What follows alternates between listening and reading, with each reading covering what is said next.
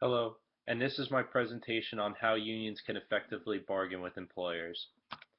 So, in order to start this process, first there has to be an issue between the union and the employers.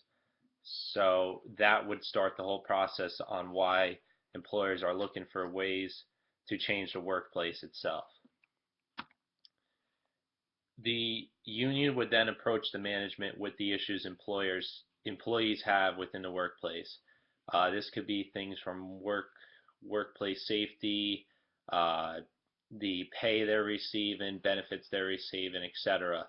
They would present that to the employers, and then they would decide on whether they want to go forward and bargain with the unions or whether they want to avoid it.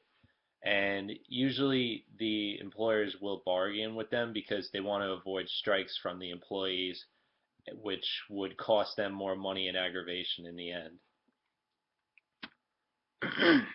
So then the bargaining starts between the union and the management. Now, this could take days or even weeks for this to settle because management and the union is going to go back and forth on what they want to achieve. And you the first thing the union should do is they want to bargain in good faith, and the management should do this as well because it'll avoid any dilemmas during this whole bargaining process that the management might do. And it's just a good way to approach things and start the bargaining off on a good foot, really. Um, then workers have to remember that they can not only satisfy their needs, but they also have to consider their employer's needs also. They might want to receive a lot, but they have to realize too in the beginning that they're not going to receive everything they want at first. Basically, what you want to have is a happy medium for both sides.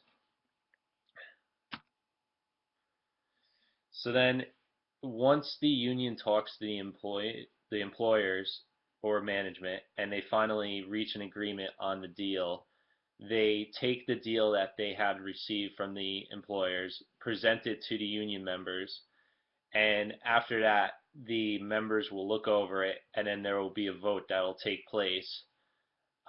Because even after the union and the employer reach an agreement, it doesn't mean it's passed right through. The union members still have to vote it through that they're happy about what they're going to receive. And sometimes this can be aggravating for the employers mainly because they think they're out of it, but yet the employees are still like, no, we want more, which that's why the employees have to realize that they're not going to get everything they want. So if it's voted through, then what will happen is that deal that the union and the employers had made will go to the Fair Work Commission to be voted through for approval, basically stating that everything they presented is legal and justified.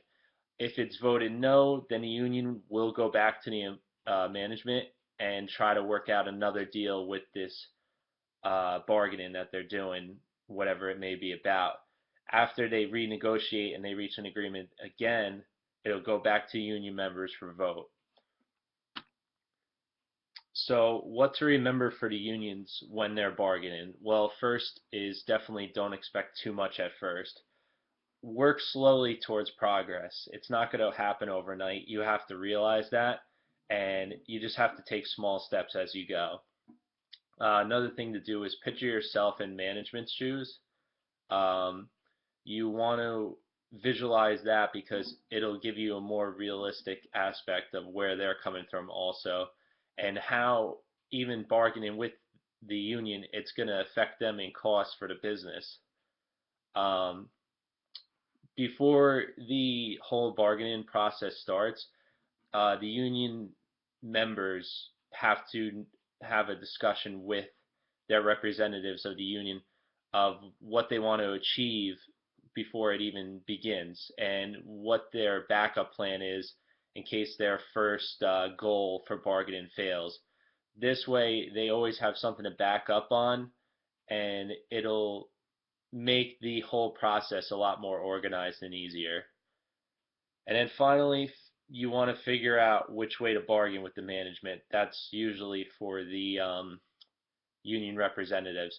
Do they want to be distributive or integrative? And there are two definitely different ways of approaching things.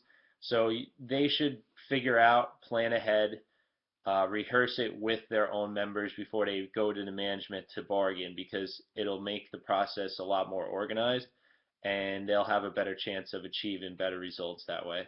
So that is my presentation on how unions can effectively bargain with employers.